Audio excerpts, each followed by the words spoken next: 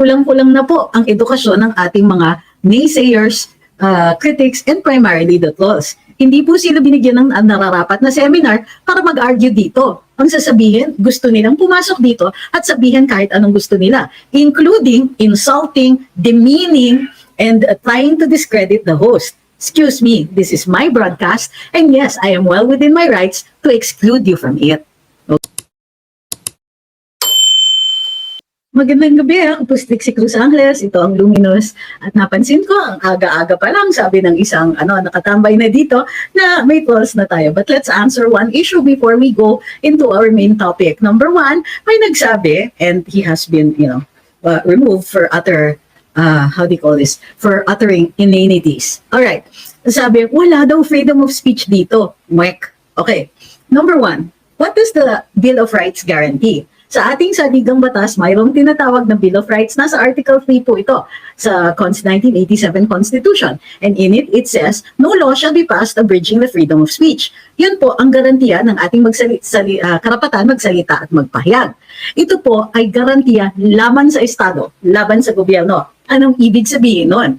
The government cannot pass a law, cannot issue a rule, cannot stop the freedom of speech. In fact, bawal nga yung tinatawag na prior restraint, yung hindi ka pa sasalitain sa umpisa pa lang. But take note of the restriction. Sinabi ng Korte Suprema, yung gobyerno ang binabawal ng saligang batas, hindi yung private persons. So, ibig sabihin, ito wall ko, private itong area na to, and therefore, pwede akong mag-ban, pwede akong mag-restrict. Kunwari, meron akong, billboard. Pwede kong i-restrict. Sino ba ang pwede dyan magsulat? Sino ba ang pwedeng bumili ng ad space dyan? Sino yung pwedeng magsalita doon sa sa space na yon? Why? Because that's not a public space. It is not guaranteed by the government. It is privately owned. That is why even the government cannot control Facebook, nor can Facebook, and Facebook can put its own standards. In fact, any of the social media can put in its own standards. So medyo kulang-kulang na po ang edukasyon ng ating mga naysayers, critics, and primarily the trolls. Hindi po sila binigyan ng nararapat na seminar para mag-argue dito. Ang sasabihin, gusto nilang pumasok dito at sabihin kahit anong gusto nila, including insulting, demeaning, and trying to discredit the host. Excuse me, this is my broadcast, and yes, I am well within my rights to exclude you from it. Okay? So, para dun sa mga nagpipilit, including by the way, yung mga nagpipilit kung ano ang sasabihin ko. Sino ka? Diba? My wall, my rules, diba? Ganun yun. But even more than that, if you want something said, if you want to express something, why do you want me to be the one to do it? Have you ever heard of coercion? That's a crime. Okay? Have you ever heard na, kapag may pinilit kayo sa isang tao, legal man o hindi, ang tawag doon coercion. At kung malala, grave coercion. So, para doon sa mga nagtatatarang dito sa ating wall, ay, excuse me po, medyo mahina po yata ang inyong kukote. Kaya, kailangan namin sabihin sa inyo na no, you cannot insinuate yourself here. You cannot demand na kami ang nandito, diba? You cannot demand to be here. You cannot demand me to guarantee a space for you. And you cannot demand that I not block you. Furthermore, you cannot demand what I am going to say or not say. Kapag meron kayong gustong topic, may sarili kayong boses.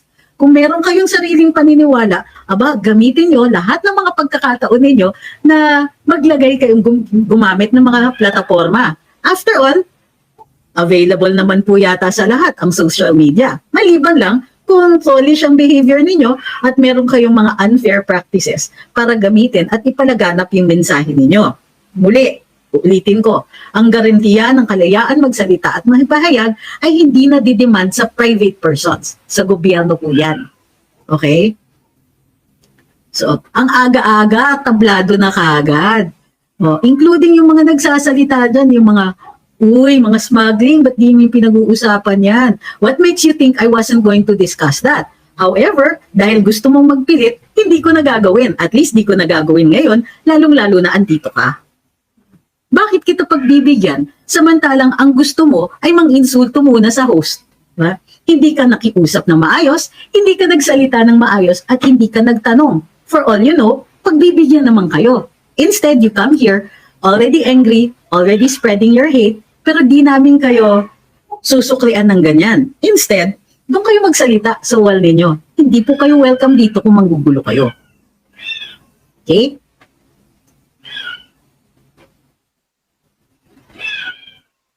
Okay.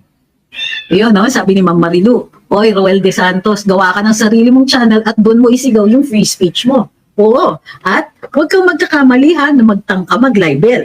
Kasi yan po ang limitasyon ng inyong karapatan magsalita at magpahayag.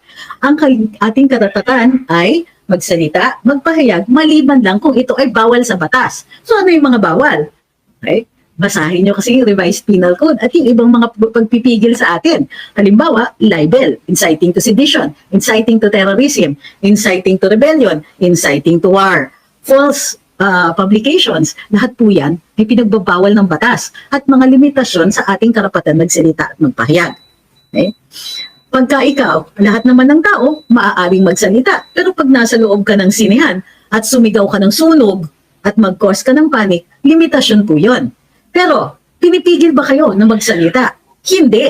Pero, the moment na magsalita ka at labag yung salita ninyo sa batas, paparusahan kayo. Okay? Naintindihan na?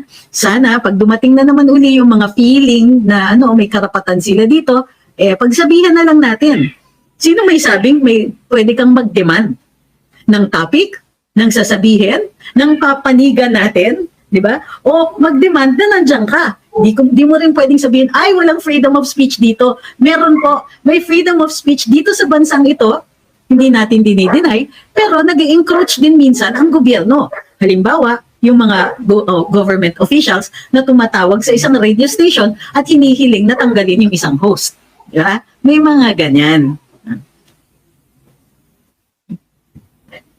Tinitignan ko yung comments ninyo dito sa TikTok. Okay?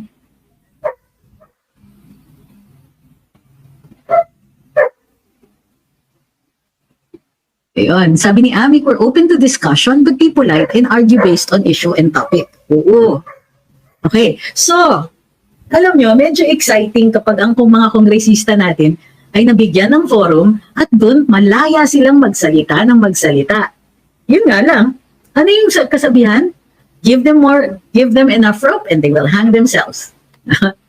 So, may mga kongresista nakakatawa kasi ang palitan ng mga kanilang mga paratang dito sa Senado. So, dating, di ba, yung mga palitan, Senado versus Kongreso. So, si Congressman Saldico, pinaratangan ang isang kongresista din, si Congressman Pulong Duterte. But at the same time, after that, humirit na at tinamaan ang isang senador, si Senator Joel Villanueva, saying na may mga kaso yan, and so on.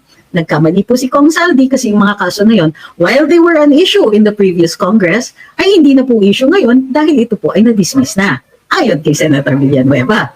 Pero at the same time, dahil binuksan ni Kong Saldi yung issue, nabuksan din para kay Senator Villanueva na ibalik sa kanya ang ilang mga akusasyon. Okay? Ngayon naman, si Senator Amy. So nung una, pinahayag ni Senator Amy ang kanyang findings doon sa Senate investigation na mukhang malaki ang ginagamit yung AKAP para pondohan, may ebidensya na ginagamit ang AKAP para pondohan o kaya gamitin bilang pamimilit o pangsuhol sa mga tao para pumirma sa signature campaign sa People's Initiative. Binalikan siya. Ang sabi, oy, alam ninyo yung AKAP. Alam ninyo na naisingit, naipasok doon sa budget through the BICAM. Kung nakinig sila, mali yung kanilang sagot. Alam na nila kagad yun. Bakit? Kasi sinabi ni Senator Amy, wala sa National Expenditure Program yung AKAP na nasa DSWD. At kinumpirma naman ng Undersecretary ng DSWD, diba? Ang sabi niya, medyo nagulat nga sila, meron na silang ganun, pero wala pa daw po itong guidelines at hindi pa maliwanag sa kanila yung disbursement. Gayon pa man, nakatanggap naman si Senadora Amy ng isang text message saying na lahat ng disbursements ng AKAP, although nasa DSWD na, ay kailangan dumaan sa Office of the Speaker of the House. Hindi natigil ang diskusyon doon at ang sunod naman ay yung ni-reveal naman ng ilang mga kongresista na si Senadora Amy daw ay nagpabawas ng pondo para sa 4Ps. Ang hindi nila, ang problema sa kanila, bordering on fake news na, kung hindi pa man ito fake news. Dahil hindi nila sinabi, oo, binawas doon sa 4Ps program, pero nilagay sa ibang mga existing programs para nang sa gayon ay magbenepisyo pa rin yung mga mahihirap. Okay. Bakit nila sinabing tinanggal yan doon sa sa 4Ps? Hindi siya actually tinanggal. Ni-realign ito. Bakit ni-realign?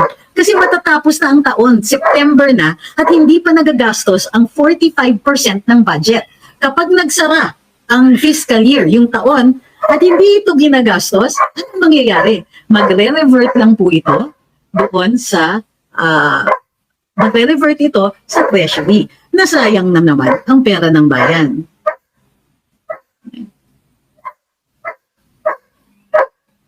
Okay. So, para doon sa mga nagre-reklamo na hindi sila napapansin doon sa kanilang mga komento, muli kong sasabihin sa inyo, wala po kayong right na i-demand yan. Unang-una, ang dami pong nagkukomento. Gustuhin ko man na mapapansin ko lahat ng komento ninyo, hindi po physically possible. Di kaya ng powers. And in fact, right now, yung powers ko kailangan dong asa kawit.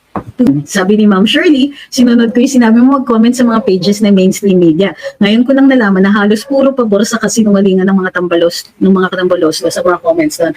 Hindi po. I actually personally know some of the owners of these media and some of those who are in charge of their social media. Hindi po sikreto na meron ding mga nag-hire ng so-called quote-unquote trolls for their own pages para magkomento in a certain direction. So huwag po kayo maniniwala na necessarily that all of those are true. Okay?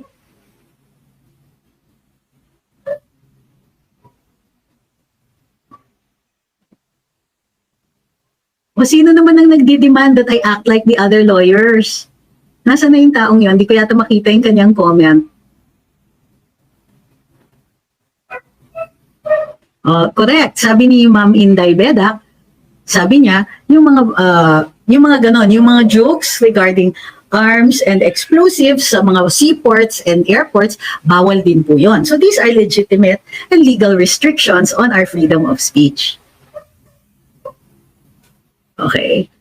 So, alam nyo, itong may isang abogado dito na nagdi-demand that I have no opinion. Kailangan daw neutral ako. Sino may sabi? Aren't lawyers allowed to have their own opinions? And aren't we, in the process of giving opinions, still trying to educate people?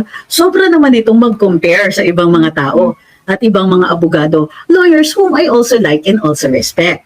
So, wala naman akong issue with them and I haven't heard that they've had any issues with me. Parang tingin ko gumagawa na lang ng gulo yan. So, dahil dyan, well, he doesn't need to watch us anymore. Kakaloka. Buti pa yung ibang mga abogado, neutral. Excuse me, he knows also very well being a lawyer that when we go to court, we are not neutral. We take a side. And it's called advocacy. So, halimbawa, ang mga prosecutors, para sa kanila, guilty itong akusado and they have the evidence to prove it. On the other hand, defense counsels will say, my client is innocent and I have the evidence to prove it. So, are you going to say that that is wrong? That they have to be neutral? Hindi. Ang neutral sa hukuman, yung sa court, is the judge. So, excuse me lang. I think he has a very skewed view of what he wants. Kasi gusto niya, ako yung manahimik o kaya ako yung magbago ng pananalita ko. But lawyers are advocates and yes, we can take sides.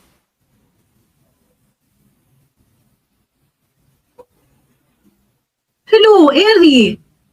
Bakit hindi mo po nakikita na naka-question mark? Sabi niya, pasensya na po, bakit ganyan ang nakasulat sa banner mo si Senator Amy anti-poor? Kabubukas ko lang po ng FB ko. Ma'am naman kasi, galit ka na kaagad sa akin, hindi niyo pa naririnig. Kasi inakusahan nga siya na anti-poor siya. Sabi ng mga kongresista, nagbawas daw siya ng pondo ng 4Ps. Explain ko nga lang.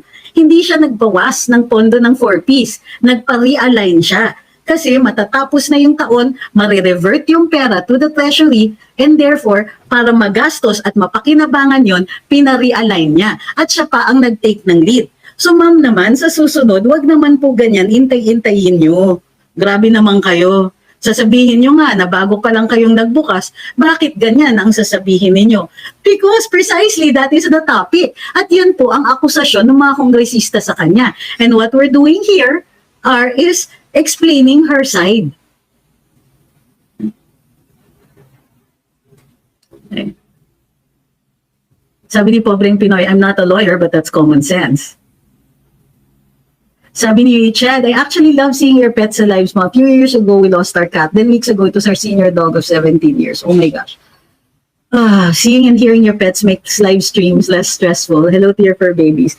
Yep, everybody's present. No, the reason my other dog, si Yoshi, was noisy is because there's a new cat who got lost in our yard.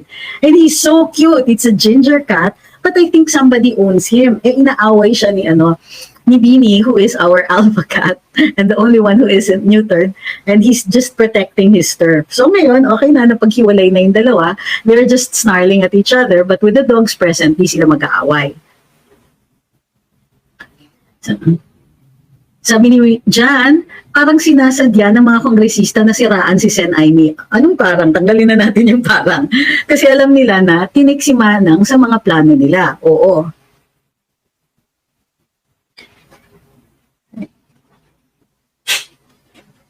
Sabi ni Jepoy, mga one-sided kasi ang iba. Pag nakarinig ng nega, kuda kagad. Oo nga eh.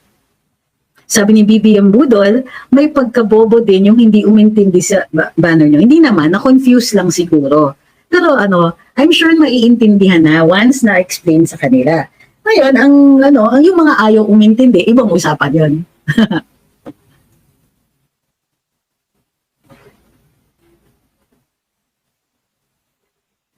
Sabi ni Kent, ang turo sa amin dati sa CPA review, if you ask a doctor 1 + 1 = 2. Ask a lawyer 1 + 1 = which side you are. Ask accountant 1 + 1 what equals what you want it to be. I know there's so many jokes about lawyers also. Pero ang sinasabi ko lang dito is that you can have one problem and 10 different lawyers in the room and you'll get 11 different opinions, and that's all right.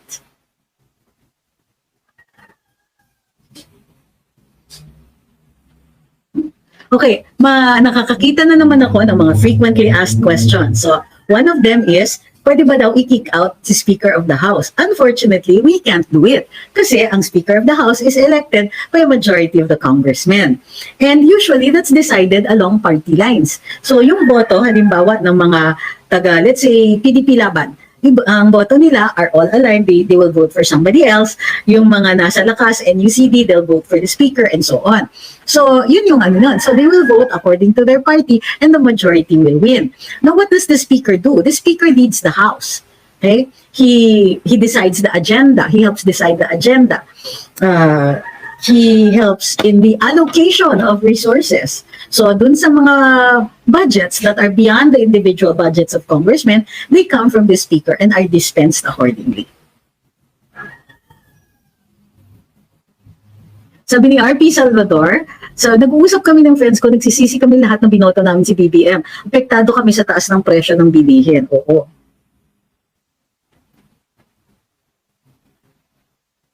Sabi ni Chief Pascual, ask ko lang po, bakit galit si Sen Aimee sa pinsan niya? Because dun sa ginagawa niya, lalong-lalo na dito sa People's Initiative, she feels that he is helping destroy the legacy of her father. Because he is destroying actually and taking charge of basically the government, of the administration kung umasta siya para daw presidente. And this makes her brother look ineffective and is going to affect the legacy of their family. So yun po yun.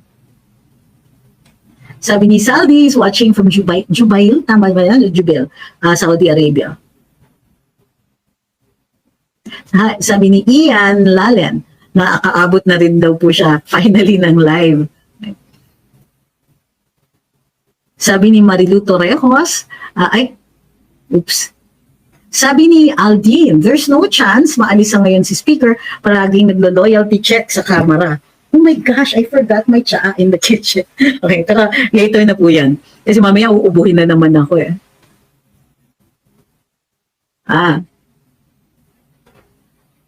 Okay, sabi ni Sir Ma'am Eri, uy, wag niyo siyang awayin. Hindi daw siya galit, nagtanong lang po kasi po talaga kabubukas lang niya. Kaya nga ma'am, next time, hintayin niyo muna ng konti, makiramdam, makikita niyo din at makikita sa mga comments. But if you want me to repeat, pwede niyo naman i-request. So, matagal na po siya. Oo, kilala ko si Ma'am Eri. Ganyan po talaga. Okay lang kami. We're not fighting at hindi po kami nag-aano. Hindi yan misunderstanding. Parang ano lang, parang, ma'am naman, kabubukas niyo lang. Kaya nga. So, yun. Sabi ni Ma'am Christine naman, uy, huwag niyong awayin si Ma'am Eri. Sabi ni Ma'am Christine naman, pati kami galit sa pizza niya.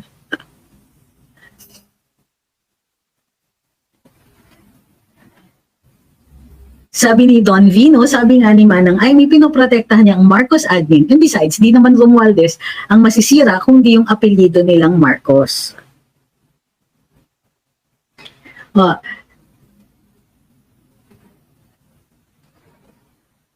ito naman si Dennis, ang sabi niya, galing sa kanilang bibigyan, tumakbo sila para sa kanilang pangalan, not for the country. Hindi naman po, sir. At least hindi ko yan nakikita kay Manang Aimee. Matagal ko na rin po kasi siyang kilala at alam ko na she's actually a very good politician. I can't say the same for BBM as president.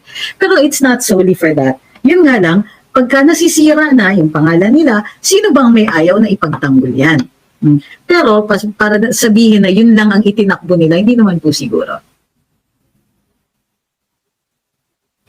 Sabi ni Ma'am Clarice, paano po kung kaming mga mamamayan ang magpakalap ng pirma para matanggal ang speaker na tambaloslos? Pwede po kaya yon? Meron siyang persuasive value. Di ba? Parang petition, parang yung mga signature campaigns and so on. Pero ang dapat gawin after mag-signature campaigns ay isumiti natin ito sa ating mga representante, yung mga kongresista natin. Yung mga kongresista na yon ay dapat kabahan. Lalong-lalo na kung kunwari, dito, distrito kami sa Quezon City. Kung marami sa amin ang mag-sign ng signature sheets at ipadala namin sa aming mga kongresista, sabihin namin na, sige, tuloy mo pa rin suportahan yung speaker na yan. Hindi ka na maboboto uli. I think it would be more effective kung ganun po yung trajectory ng ating signature campaign.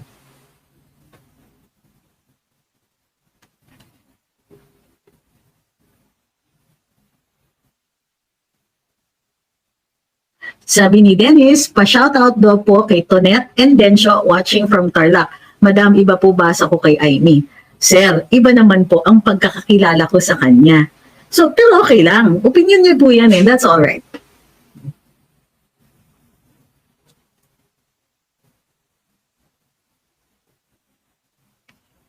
Tuwa naman ako kay Ma'am Sofia. Sabi niya, may lawyer na side A, may lawyer na side B. Parang ano yan parang underwear. May middle, may top, may bottom. Saan ba gusto mo? Ako kay Attorney Fix. Salamat po. Ang aga, wala pa pong barya ha. Sabi ni Chief Pascual, wala bang power si President para tanggalin si Speaker para matahimik na? Well, pwede namang gamitin ng ating Pangulo yung kanyang influensya at saka political capital. At sabihin niya, among other things, dun sa mga kongresista, tama na yan, ayoko na yung pinsan ko maging Speaker, kuha na kayo ng iba. Marami naman siyang mapupersuade. Pwede rin naman niyang kausapin yung kanyang pinsan at sabihin, pinsan, tama na yan. Ay, tama na. Makbo ka na lang uli ng senador next time, pero tama na yung ginagawa mo sa house na nabubuisit na yung mga taong bayan. And he could do that.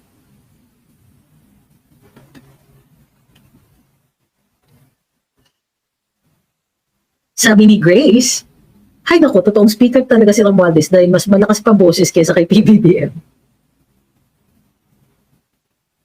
Sabi ni Jepoy, good idea, dapat siguro tayo naman mga mamamayang Pilipino, tumindig tayo mag-signature campaign. Correct, pwede po yan.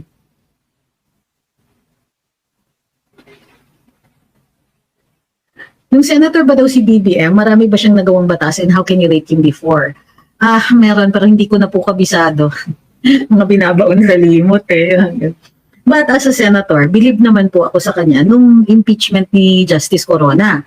Tumanggi siya sa suhol at isa lang siya dun sa tatlong hindi bumoto para i-impeach si dating Supreme Court Chief Justice. So for that, pinapabilib naman niya ako. Alam niyo yung kasabihan na sometimes you get promoted to your level of incompetence. I think si Peter Drucker ang nagsabi nun. But, di ba, in some instances, I think BBM may have been a better senator than he is as a president. Pwede rin naman ganun.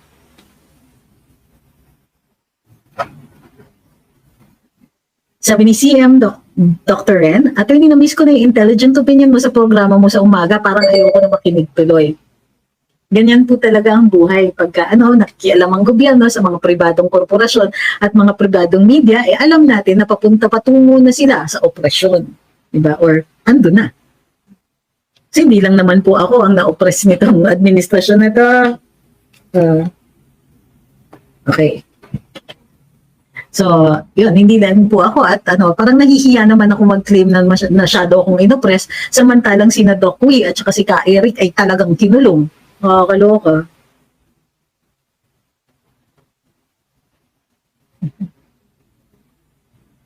Sabi ni Ma'am Sofia, I wish PBBM would listen to Super Ate and listen to VP Sara. Hindi po nag-aabiso si VP Inday sa kanyang Pangulo, sa Pangulo natin.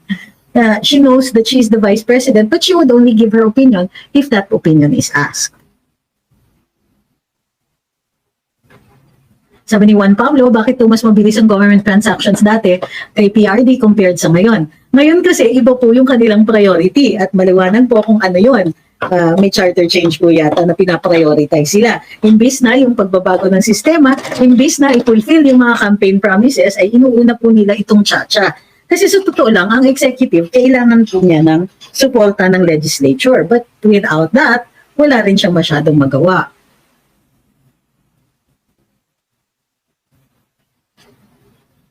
Sabi ni Glohan Rose Rogers, but the problem is kasabwat ang presidente at asawa niya. Aray. Dahil hindi yan i-push yung PI ni Tamba kung walang nasa likod sa kanya.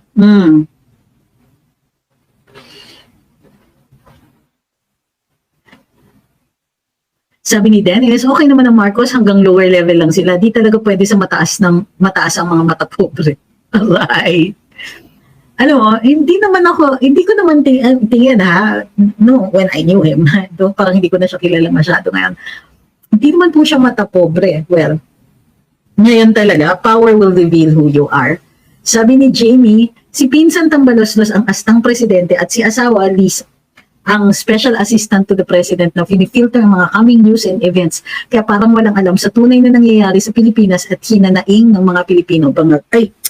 Alam niyo, sa totoo lang, walang excuse for the president not to know. Ang daming resources at ang daming taong willing at pwedeng magkwento sa kanya. Kung siya ay naninirahan sa likod ng isang filter, then that's still going to be on him. Diba?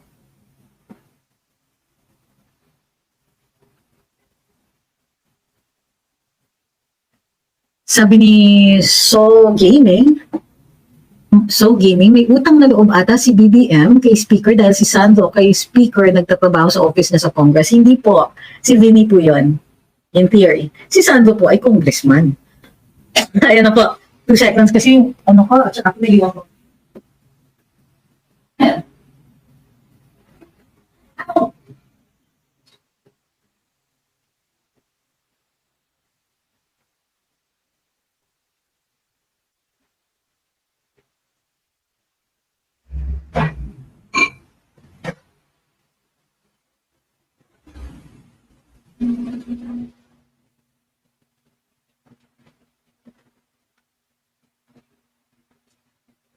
Ay, hirap pag nag-iisa dito at saka nag-iisa mag-live. Dati pagkasabay ko si Attorney Ahmed kasi, pwede siya mag-take over habang kinukuha ko yung kape ko or stuff like that. Nasaktan pa yung daliri ko. Tapos na ako magkape, sabi ni Alan ba yan o Alin? Naubos 2 magkakaantay sa'yo. Sorry naman po. Sabi ni Marlon, thank you for your insight in this government. Have a wonderful weekend. Kayo din po.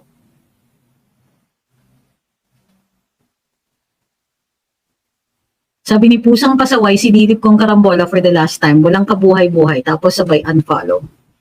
Alain, okay. Mabilis daw si... Sino yung nagsabi nun?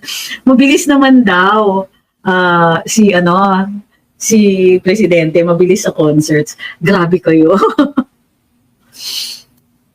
I'm not saying it's bad or it's funny or that it's wrong. It's just grabe. Sabi ni Ma'am Bicolanang Makulit, who is my favorite taga-kulit, she says, please don't forget to like, share, follow, subscribe. No profanity and no all caps, please. Thank you po, Ma'am. Sabi ni Sila, ang dami palang insertion sa GAA 2024 na yung program talagang pinondohan yung PI. Oo. Sabi ni Falks, pag umattend ba si pastor sa hearing, can he exercise his right to remain silent? He can exercise, hindi po kasi siya under arrest. Yung right to remain silent po ay sa criminal cases po yan. Pero maaari niyang i-claim yung kanyang right against self-incrimination.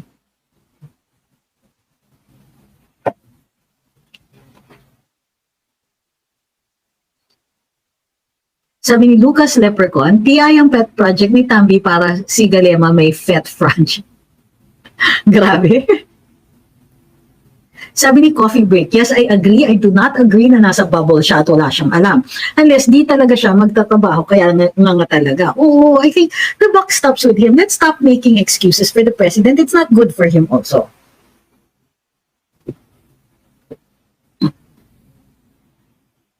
Hi, kay Renan.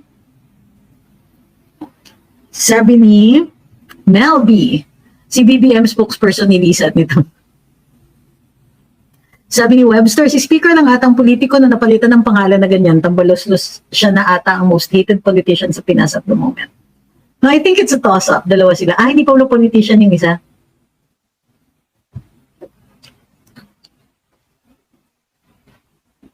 So, okay, balik tayo kay Senadora Amy. So, this time naman, yun nga, ang unang akusasyon sa kanya ng mga kongresista ay, hoy, pumirma ka naman dun sa AKAP. Kasi nakapirma daw ang mga senador doon sa BICAM. Ito yung problema, hindi po siya nag-attend. At marami po doon ay nagulat na nandun yung kanilang mga signature kasi they authorized their e-signature for use only doon sa Senate version. Unfortunately, medyo nakalusot. Pumasok yung signatures nila without prior approval on the part of those senators na biglang nakita na nila andun yung signature nila. Ito yung problema. Matapos akusahan ng mga kongresista ng ganon si Senadora Amy, wala silang comeback. Doon ako nagtataka. Alam mo mga congressmen, ang dali nyo kasing tablahin, mag-aakusa. Ang laki ng butas ng akusasyon ninyo. Pag nabalikan kayo, wala nang comeback, naghahanap kayo ng ibang ibabato. At ito na nga, ang itong ibang ibabato, ang sinasabi nila, anti-poor si Senadora Amy kasi binawasan niya yung 4Ps. Hindi nila in-explain na pina-realign yan ni Senadora Amy dahil Setyembre na. Pag inabot ng Disyembre nang hindi yan ginagastos, revert to Treasury, walang makikinabang dun sa pera na yon kahit gobyerno ng Pilipinas lugi. Kasi, how do you call this, na itabi yung pera na yon tapos hindi naman pala maigagastos. Di sana nabigay na lang sa ibang ahensya o ibang departamento na magagamit at mapapakinabangan sana yung pera na yon. So instead, pina-realign sa DSWD rin sa iba lang mga programa nila. Kaya huwag silang mag-inarte dyan, hindi na-deprive ang 4Ps bagkus na pondohan ang iba pang programa kung saan pwede silang makilahok. Sobra naman yung mga yung kadlamahan nila. Yun yung problema. Yung mga kongresista gusto nila araw-araw sila nagpe-press conference. Hindi naman sila marunong mag-communicate. At di sila marunong makipag-public discourse. Magtahahagis o maghahagis ng paratang o ng akusasyon kapag nasagot, tablado ka agad. Ang hina. Alam ko gusto nila na mag-press con araw-araw dahil publicity yan. At kailangan nila yung publicity, kailangan nila makilala sila uli dahil re-electionist karamihan sa kanila at election na next year. Ika nga ni Senadora Amy, this 2024 is an election budget in aid of elections.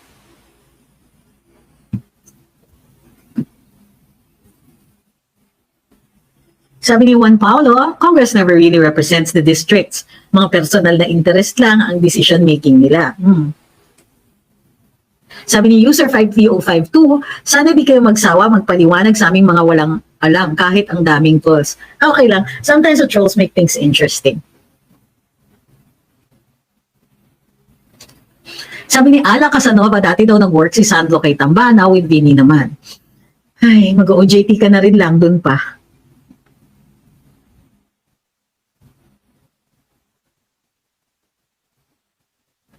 Sabi ni Lisa Chua, sising-sisi talaga ako na binoto ko si BBM. Napahiya talaga ako sa mga colleagues ko. Nakipag-away pa ako nung eleksyon. I can't wait for VP Sara to be president.